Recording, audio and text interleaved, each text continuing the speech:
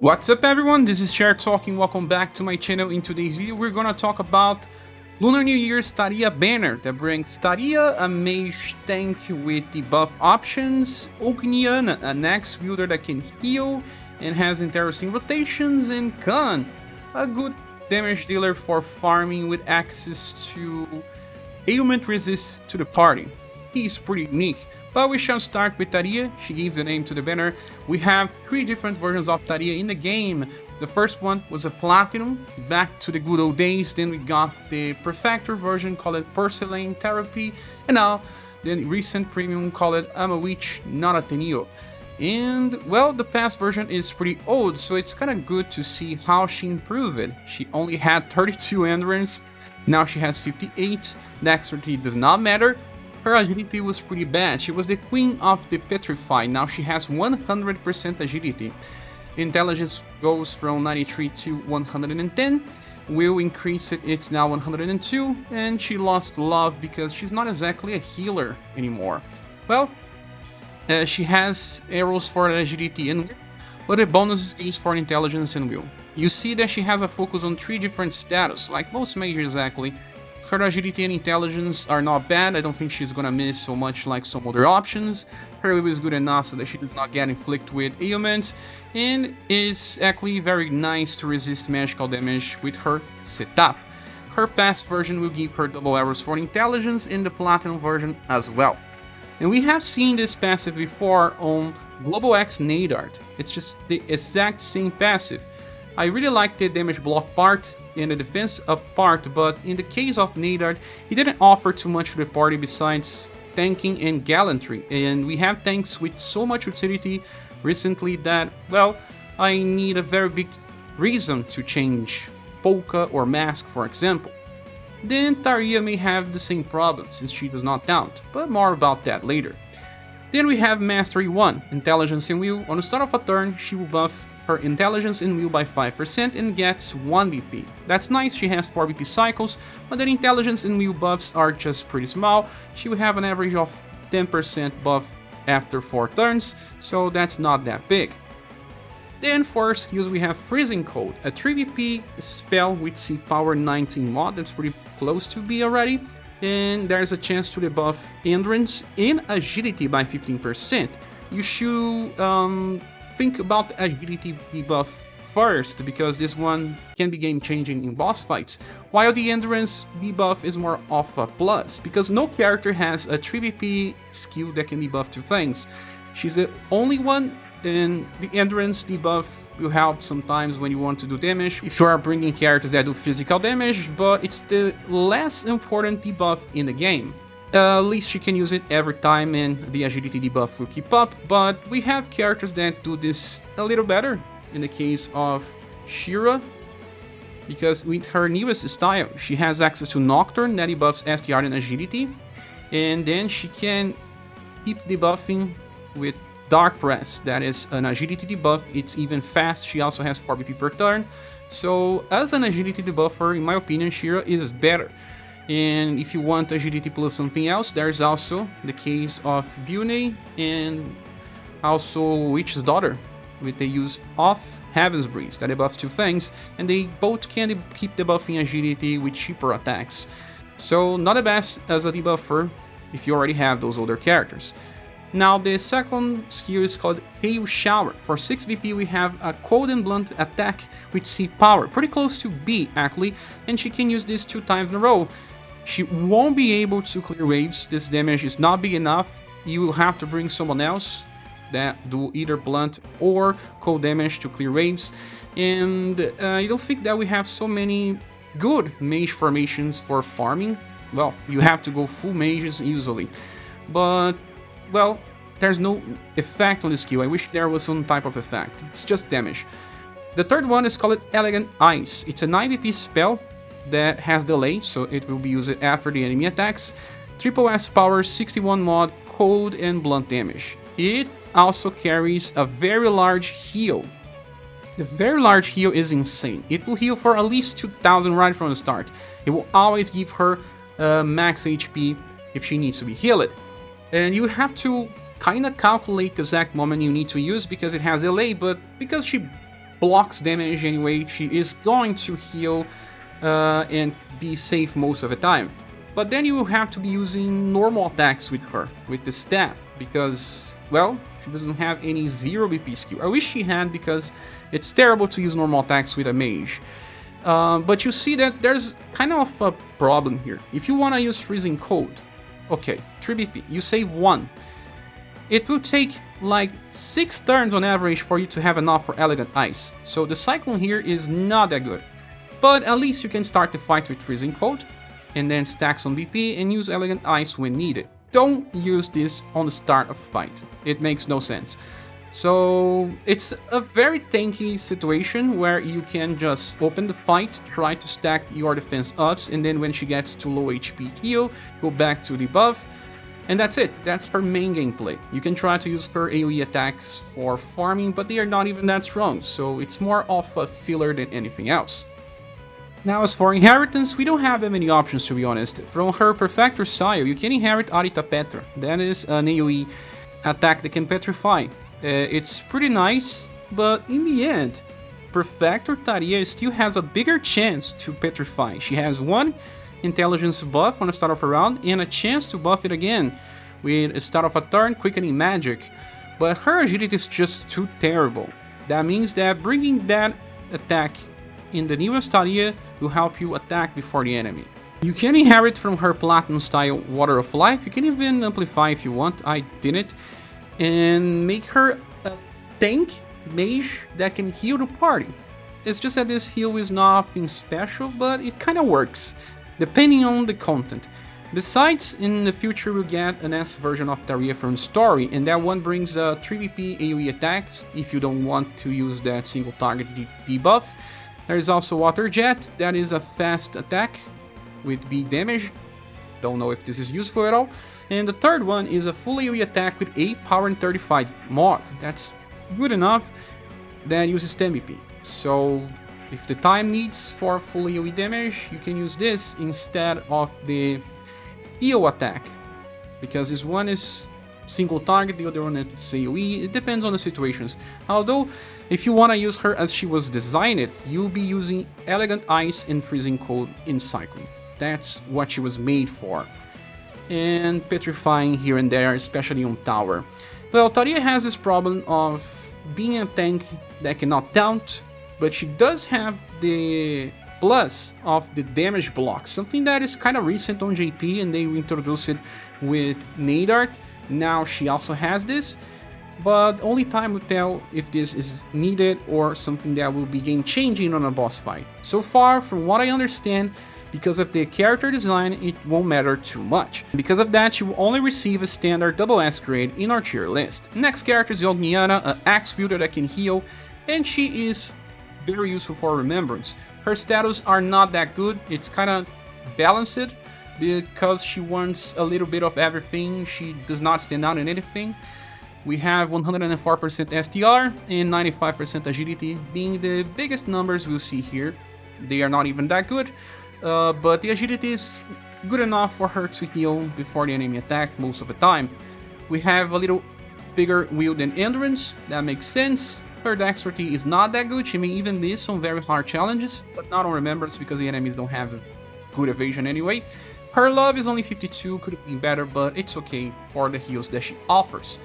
Now, she has an S style, and in the S style you find arrows for dexterity and intelligence at least. Now for passives, we have Energy Wall 3. With attack, she has a 25% chance to negate damage by blocking, and 25% chance to recover 3 BP. That is actually very nice, because she is a BP management character. She uses the BP that she gains to keep very interesting cycles. The second passive is called Healing Resonance 3. When she recovers someone, she will recover her own HP as well by around 1000, and will apply a STR and agility buff to herself and the target. The value is 20%. And she needs to use a recovery spell, that is the second spell here, and we'll talk more about that in a few. Then the third one is called High Protect Tension. As always, it increases her damage output by 20%, reduces damage she taken by 30. That's pretty nice for boss fights and especially Remembrance. Now for skills, the first one is Arc Slash Plus. For 3 BP, you have a full AoE attack with the Power and 12 mod. This is not bad, but it's just slash and kinda common. You can use this on the start of a fight if you want to save BP. Then the second one is Toast. The recovery spell that uses 4 BP but also 1 LP, has C power, recovers the target HP for around 1.2k to 1.4k on max, and also grants the target heat up. This heat up is only 5% increase in damage, guys, 5%. It's permanent. She can heal people 5 times because of her LP being depleted every time she heals. So it's just an extra, don't count on it to increase your damage by much, but at least it's something good. And she's the only axe wielder healer. The other character that can heal, in a way, is Alnus with his fire shield that applies a very small heal in the end of a turn. So they don't really crash. Then the third skill is called Great Slash Dance. For 90 BP you get a single target attack with Slash and Sun with S power and 39 mod. This is not big. This is just like having an Earth Plus, an attack that goes to 6 BP. But there is a gimmick. They changed it on global. On JP she had a chance to recover 2, 4, 6, 8 or 10 BP. Here she does not have the 2 points of recovery, only 4, 6, 8 and 10. And I suppose it should be 25% for each volley. That means that if you get the worst luck, well, you will recover 7 BP on that turn, meaning that you only spend 2 to use Great Slash Dance. But let's say you have just a little bad luck, you got 6 BP. That means that you got enough to just make Great Slash Dance free. But if you get 8 or 10, that means you have 50% chance of getting more than that. You will be saving BP, either 2 or 4. That means that she can use other attacks in between. We can use something very nice from her S style that comes in the event, and that is called Bloody Thirst Strike. This is a triple S attack that does have delay, but it's strong and will recover HP by around 1000. Why? Because sometimes you want to save your LP because only Ogniana needs to be healed. So what you do? You use the skill that is stronger than Great Slash Dance and then goes back to keep using Great Slash Dance. But I suggest you to start the fight with Great Slash Dance and then save at least 12 BP or more, because by there you can use your bloodthirsty attack and then return into using Great Slash Dance again non-stop. But I suggest you to wait to have at least 14 BP in order to switch into Bloodthirsty Strike, because you will still have 9 BP on the next turn to go back to Great Slash Dance. And you don't want to use normal attacks with Ogniana. Her gameplay is this, knowing how to cycle her skills, and you can get easily there since she gets BP by being hit as well. Although it's by chance, it can happen and it will help her get access to different attacks. For the other inheritances we have Power Disruptor that debuffs SDR, but she doesn't have high intelligence anyway. That's the same case with Head Splitter Plus. The only good thing about this is that she can also inflict paralyze. That means that when we fight against the real queen, you can paralyze with ease. And we'll get more stages for the Remembrance battles. She will be useful in the long run for that. Well, this is Ogniana, a character with balanced status, very good ideas with the skill number 3 that could have been buffed for, I don't know, triple S damage that will make her stand out against damage dealers. But the whole idea about cycling damage and damage plus heal is interesting, and the heal will help a lot in Remembrance battles for axes. She does not take much damage because of high protect tension, so there's plenty of utility to see here, but it's not reason to bring Ogniana besides Remembrance. I think that we have damage dealers and healers that are much better when we are talking about general content, so the character is good, but it's still not so prime when compared to what we use in boss fights. Nonetheless, Ogniana will be very useful for Remembrance, but if you don't care about this content, or if you don't care about missing out just a little extra currency, well, you should skip Ogniana because everything that she offers stays there. She won't be good enough to compete against the main characters that are used normal bossing. But still, she receives a standard double S grade in our tier list. And the last character is Kahn, and this character got some interesting buffs. He was one of those that I was worried about, but look, he has 112% STR, that is good enough. His will is 105, this is tank levels of will. His endurance is 85, not that bad. His dexterity suffers a lot. He does have some good agility. Love and charisma don't matter, so he has very good status distribution in my opinion, save for dexterity. Now you have double arrows for STR, 1 arrow for will, his main status, and you can find arrows for dexterity, agility, and intelligence in his S style that will be given out on the event. For passives, he has Breadwinner. On the start of a turn, he will buff all surviving allies' will by 5% and also increases their resistance to poison and unconsciousness, that is instant kill, by very large effect. That is even higher than the value that you get by buffing will. And you can still buff will with another character and just bring Kahn to just, well, resist poison and unconsciousness. The thing is, when does that really matter? Because we have Ogniana, for example, that will already help people like Matriarch if you need extra will, and poison is not that dangerous, only unconsciousness is. So we will need a boss with unconsciousness and a boss with a very high intelligence that will need us to increase our resistance. I don't know when this will be helpful, but at least they give this will buff to the party. It's not big by being 5% only. Over the course of 4 turns, you reach 10% on average because of the decay. You lose 25% every turn. Helps, but it's not game changing.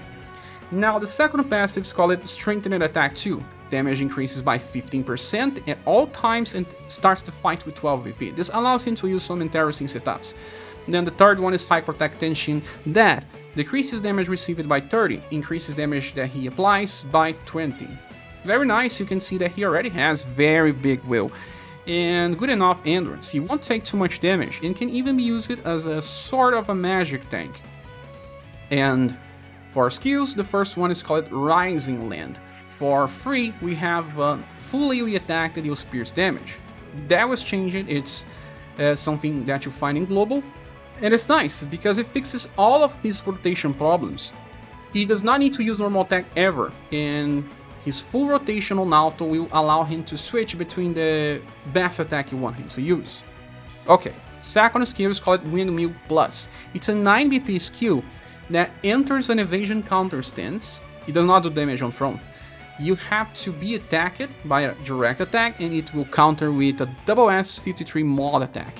Well, we have some problems here. First, Kahn does not get BP by passive or even stack offensive stabs like many counters do, so you won't get much damage from the attack itself, and you will also not be able to use it again so soon. So it's not exactly a really good counter unit.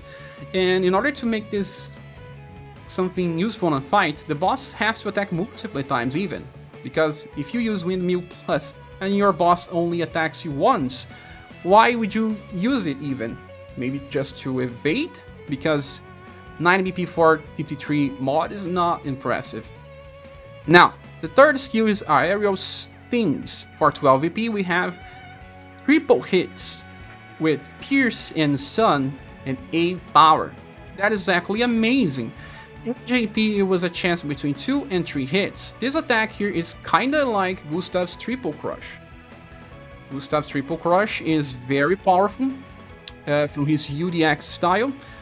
It even uses 13 instead of 12 and slash only. So when you compare those two, the attack with Kahn is much better, but Triple Crush was already super strong. Gustav has 110% SDR against 112, barely changes, and they have the same passives, 35% increase. But the thing is, Gustav gets an STR buff of 10% to the party. That increases damage of everyone, but I have to say that Triple Crush and the attack Aerial Stings will do very similar damage nonetheless, and Kahn does for double elements, Pierce and Sun. He is now the strongest Pierce turn 1 damage dealer for farming. Of course, for long fights, many other characters will do much more because they will buff their own status, or they have heat ups that speed ups damage. And for Sun damage, he only loses to Joe. But Joe has a paralyze effect after using Sparkling Ice. So if you want to use both on bossing, it will be easier to use Kahn. But I'm not so sure if Kahn will be used in boss fights too much, because he is not that strong for long fights, and unless you need that poison and unconsciousness resist or the extra will buff, well, he won't be your primary damage dealer for bossing. Still, we have some inheritance options from his S style, but the only one that really matters is Big Wheels Plus, because it is a powerful AoE attack, it's the strongest one for Pierce, and has S power with 42 mod, and he can use on turn 1. Look, he can just inherit, leave this here, and he will just cycle Rising Land and Big Wheels Plus when he gets enough PP. Well, in this case it's every 4 turns. But it's interesting that his full cycles are easy. You can also use Aerial Stings on turn 1, then Rising Land till you have enough for Aerial Stings again. That would be something for like raids, an example. Because Windmill is not used on auto. So, perfect cycle for a single target, and AoE, the damage scaling is not that good. In my opinion, he's all about turn 1 damage, and after that he kinda falls off. So this is Kahn, a character that will do big damage on turn 1 for farming scenarios, has an interesting mechanic for boss fights to resist 2 different ailments, but the actual utility of this is questionable, and can counter, although he's one of the weakest counter attackers in the game. But I'm pretty sure that if you get this character, you can use him pretty easily when farming events, story mode, and for that reason enough, Kahn will receive a SS Plus grade in our tier list. Now back to the banner image, is this banner worth summoning for? Well, in my opinion, it does offer more utility than Matcha's banner, because the characters here are more unique. Matcha is doing what other characters were doing, while Leonard and Balmain are farmers with some flaws. Ogniana and Kahn are good characters, and they will be useful even after they become outdated. Kahn still has good damage on turn 1. Ogniana will be useful in all remembrances for Axe. Taria utility is kinda questionable, because she's a mage tank with a very unique design that relies upon the enemy to shine. Well, this is my opinion. What is yours? Please say here in the comments. I don't have gens, but I may summon for this banner later. I'm just waiting a little to see what the future holds. So, thank you so much for watching this video. I hope it helps you with deciding which banner to summon for. If you're not entirely sure, you can wait 1 week to see what's coming up. With all that said, thank you so much for watching this video. Please subscribe if you haven't.